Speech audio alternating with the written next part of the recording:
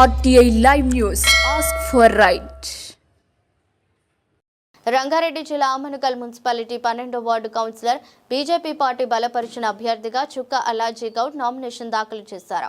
అనంతరం మీడియాతో మాట్లాడుతూ కమలం పువ్వు గుర్తు కోటు వేసి భారీ మెజారిటీతో గెలిపించాలని 12వ వార్డు ఓటర్లను కోరుతున్నారు. అందరికీ నమస్కారం. నా పేరు చుక్క అల్లాజీ గౌడ్.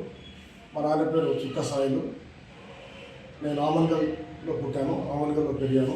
విద్యాభ్యాసం కూడా ఆమనగల్ జెడ్పీ హై స్కూల్లో, డిగ్రీ ఇంటర్ మరియు డిగ్రీ జడ్చర్ల కేఆర్డిఆర్ కాలేజీలో జరిగింది. బీఈడి కూడా పూర్తి చేశాను ఉస్మానియా యూనివర్సిటీలో. అయితే నేను నా విద్యాభ్యాసం పూర్తయిన తర్వాత ఆమనగల్లో 1986లో నలంద విద్యాలయం స్థాపించడం జరిగింది. అప్పటి నుంచి ఆమనగల్ పరిసర ప్రాంత విద్యార్థులందరినీ నేటి వరకు వేల సంఖ్యలో విద్యార్థుల్ని తయారు చేసి సమాజంలో ఉత్తమ పౌరులుగా వివిధ స్థాయిల్లో ఇలా వెలుగొందే విధంగా నా వంతు కృషి చేయడం జరిగింది. తర్వాత రాజకీయాల్లో 1988లో గ్రామ పంచాయతీ మెంబర్గా కూడా నేను పనిచేయడం జరిగింది. ఆనాడు ఆమనగల్ పట్టణంలోనే గ్రామ పంచాయతీ పరిధిలో అత్యధిక మెజారిటీతో 101 ఓట్ల మెజారిటీతో గెలుపొంది నా వంతు సాయంగా వార్డు ప్రజలకు సేవలు అందించడం జరిగింది. ఆనాడున్న పరిస్థితుల్లో డ్రైనేజీలు లేవు, కొన్ని డ్రైనేజీలు ఏర్పాటు చేయడం జరిగింది. వాటర్ ఫెసిలిటీ వెంకటేశ్వర కాలనీలో నీళ్లు తాగునీరికి ఇబ్బంది ఉంటే పైప్ లైన్ నా వంతు కృషి చేసి పైప్ లైన్ వేయించడం జరిగింది. తర్వాత అదే రాజకీయ ఇందులో భాగంగా నేను తెలుగుదేశం పార్టీలో 1989లో చేయడం జరిగింది. అప్పటి నుంచి 15 ఏళ్ల పాటు తెలుగుదేశం పార్టీలో వివిధ స్థాయిల్లో పనిచేసి నా వంతు రాజకీయ అనుభవాన్ని ఉపయోగించి ప్రజలకు సేవ చేయడం జరిగింది. తర్వాత కొన్ని రోజులు నా ఆర్థిక పరిస్థితులు, కుటుంబ పరిస్థితుల రీత్యా రాజకీయాలకు దూరంగా ఉంటూ తిరిగి ఈనాడు రాజకీయాల్లో ప్రవేశించడం జరుగుతుంది. అయితే నేను ఆర్థికంగా కానీ మా కుటుంబ సభ్యులు అంటే మా పిల్లలంతా సెటిల్ అయి ఒక స్థిరంగా ఉన్న పరిస్థితుల్లో ప్రజలకు సేవ చేయాలని ఒక సత్సంకల్పంతో ఈనాడు మళ్ళీ రాజకీయాలు రావడం జరిగింది. అయితే ఈ మధ్యకాలంలో మా ప్రైవేట్ పాఠశాలల యూనియన్లో ట్రస్మా డివిజన్ స్థాయిలో, తర్వాత జిల్లా స్థాయిలో, అదే రకంగా ఈనాడు నేను రాష్ట్ర ట్రస్మా ప్రైవేటు పాఠశాల యాజమాన్య సంఘం ఆధ్వర్యంలో పనిచేస్తున్నటువంటి ట్రస్మాలో రాష్ట్ర ఉపాధ్యక్షుడిగా కొనసాగుతున్నాను. ఈ క్రమంలో నేను నా రాజకీయ జీవితంలో భాగంగా అంటే నాకున్న సమాజంపై నాకున్న ఒక అవగాహన, తర్వాత ప్రజలకు సేవ చేయాలన్న సత్సంకల్పంతో మా గౌడ కమ్యూనిటీ కానీ, తర్వాత మా ఆమనగల్లో ఉండే గౌడ్లకు కానీ రకరకాలుగా సేవలు అందించడం జరిగింది. ఆమనగల్లో ఒకసారి 1992లో కొన్ని సమస్యల వల్ల పూర్తిగా ఈ గౌడ సంఘం యొక్క లైసెన్స్ రద్దయి మా గౌడ బిడ్డలంతా రోడ్ల పడ్డ సమయంలో ఆనాడున్న మినిస్టర్తో నాకున్న రాజకీయాల్లో నాకున్న అనుభవంతో మినిస్టర్తో మాట్లాడి, నాగర్ జనార్దన్తో మాట్లాడి ఆ రోజు మేము ఈ యొక్క గౌడ సంఘాన్ని మళ్ళీ సొసైటీ నిలబెట్టి మా యొక్క గౌడ్లను ఉపాధి పోకుండా కాపాడడం జరిగింది. ఈ విషయం అంతా ఆమనగల్లో ఉండే ప్రతి గౌడ బిడ్డకి విషయం తెలుసు. తర్వాత ఈ క్రమంలో నేను తర్వాత నాకున్న రాజకీయాల్లో నాకున్న ఉత్సాహంతో అంటే ప్రజల సేవ సంకల్పంతో ఇక్కడ మా ఆమనగల్లో కంఠమేశ్వర స్వామి దేవాలయం ఉంది. దాన్ని గత 15 సంవత్సరాలుగా ఆమనగల్ ప్రజలు గౌడ బిడ్డలు దాన్ని అభివృద్ధి చేసుకుంటున్నారు. దానికి నేను 6 సంవత్సరాల క్రితం చైర్మన్ కావడం జరిగింది. నేను చైర్మన్ అయిన తర్వాత యొక్క కంఠమేశ్వర దేవాలయాన్ని తర్వాత అక్కడ గత జనవరిలో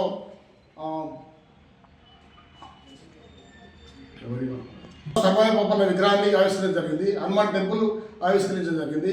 అంటే గత 6 సంవత్సరాల్లో చాలా అభివృద్ధి ఆ యొక్క కొండపై పాపన్న సర్వాయి పాపన్న కొండపై చేయడం జరిగింది. అదే రకంగా గత 2.5 సంవత్సరాల క్రితం 2023 జూలైలో నాకు నా యొక్క ఉత్సాహాన్ని చూసి మా యొక్క ఆమనగల్లో జరిగిన గౌడ సంఘం యొక్క అభివృద్ధిని దృష్టిలో ఉంచుకొని తాలూకా స్థాయిలో నన్ను తాలూకా గౌడ సంఘం అధ్యక్షుడిగా మా యొక్క గౌడ ముద్దుబిడ్డ తాలూకాలోని గౌడలంతా నన్ను ఏకగ్రీవంగా ఎన్నుకోవడం జరిగింది. ఆ క్రమంలో నేను గత 2.5 సంవత్సరాలుగా కలవకుర్తి తాలూకాలోని ప్రజలందరికీ కూడా నా వంతు సహాయాన్ని సహకారాన్ని అందిస్తూ ఒక గౌడ సంఘాన్ని గుర్తింపు తెచ్చే విధంగా తాలూకా స్థాయిలో నేను పనిచేస్తున్నాను. అదే రకంగా మా యొక్క ఆమన్గల్ ఉన్న టెంపుల్ అంటే కంఠమేశ్వర స్వామి దేవాలయం కాటమయ్య గుట్టపై చాలా అభివృద్ధి చేయడం జరిగింది. తెలంగాణలో ఎక్కడ లేని విధంగా ఒక కంఠమేశ్వర స్వామి దేవాలయాన్ని గౌడ ముద్దుబిడ్ల గౌడ జాతి యొక్క ఆరాధ్య దైవం కంఠమేశ్వర స్వామి యొక్క దేవాలయాన్ని అతి సుందరంగా చేయడం జరిగింది. దానికి సహకరించిన మా యొక్క కమిటీ సభ్యులు కంఠమేశ్వర స్వామి దేవాలయం సభ్యులు గంగరవి, పల్లెనారాయ, తర్వాత దూస్కంటి యాదయ్య, మిగతా అందరు సభ్యులు కూడా బాలకృష్ణ, గజ బాలకృష్ణ తదితరులందరూ కూడా చాలా సహకరించి ఆ గుడిని మేము చాలా చక్కగా రాష్ట్ర స్థాయిలోనే ఒక చైతన్యవంతంగా ఉండేందులో కలిసిపోయే నా యొక్క తత్వాన్ని నా అనుగుణంగా ఉండడానికి గాను అందరి ప్రజల్లో కలవాలనే ఉద్దేశంతో ఈనాడు మా యొక్క వార్డు సభ్యులకు ఇక్కడ మనకు 12వ వార్డులో బీసీ జనరల్ రావడం జరిగింది. దాంట్లో భాగంగా నాకు బీజేపీ పార్టీ నుంచి జాతీయ బీసీ కమిషన్ మాజీ సభ్యులు ఆచార్య గారు ఆహ్వానించి మీకు టికెట్ ఇస్తాం, మీరు మా బీజేపీ పార్టీ తరఫున పార్టీ సేవలు తర్వాత వార్డు సభ్యులకు సేవలు అందించి పార్టీ బలోపేతానికి తాలూకా స్థాయిలో పార్టీ బలోపేతానికి కృషి చేయాలని ఆహ్వానించడం జరిగింది. వారి ఆహ్వానాన్ని మన్నించి నేను పార్టీలో చేరి వెంటనే ఈ యొక్క అభివృద్ధి పనులకు శ్రీకారం చుట్టడం జరిగింది.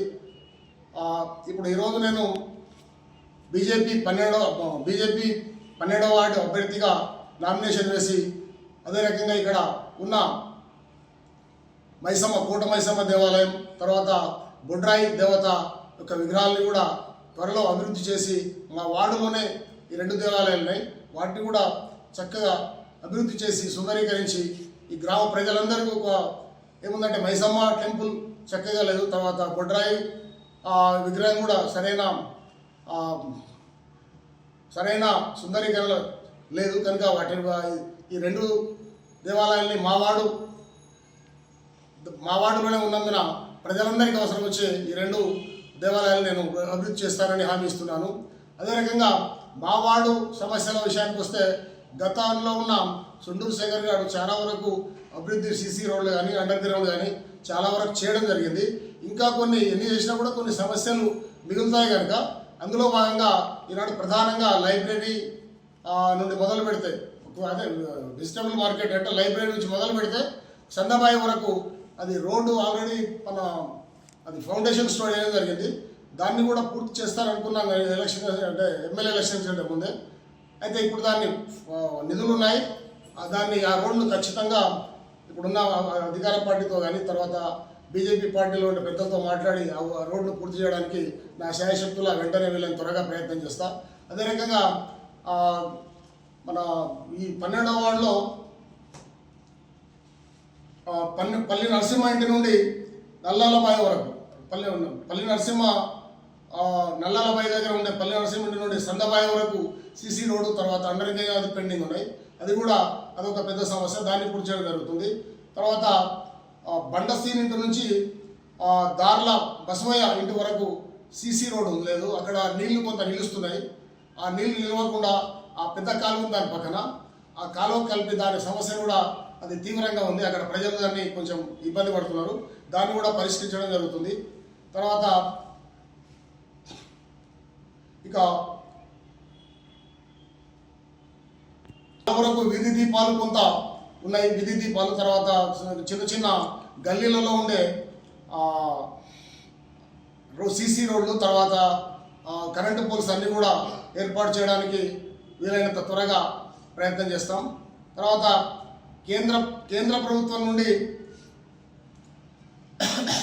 అమృత్ పథకంలో భాగంగా మున్సిపాలిటీలకు నిధులు వస్తున్నాయి.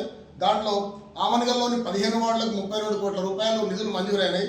దాంట్లో భాగంగా 2 పెద్ద ట్యాంకులు నిర్మించి ఆ వాటర్ను ఒకేసారి గ్రామం అంతా సరఫరా అయ్యే విధంగా ప్రయత్నం చేస్తున్నారు. దాంట్లో భాగంగా ప్రతి ఇంటికి స్వచ్ఛమైన తాగు మంచినీరు ఇవ్వడం జరుగుతుంది. తర్వాత కేంద్ర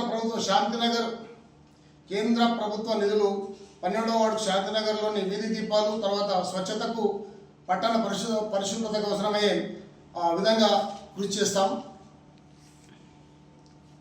ఇది కట్ చేస్తా.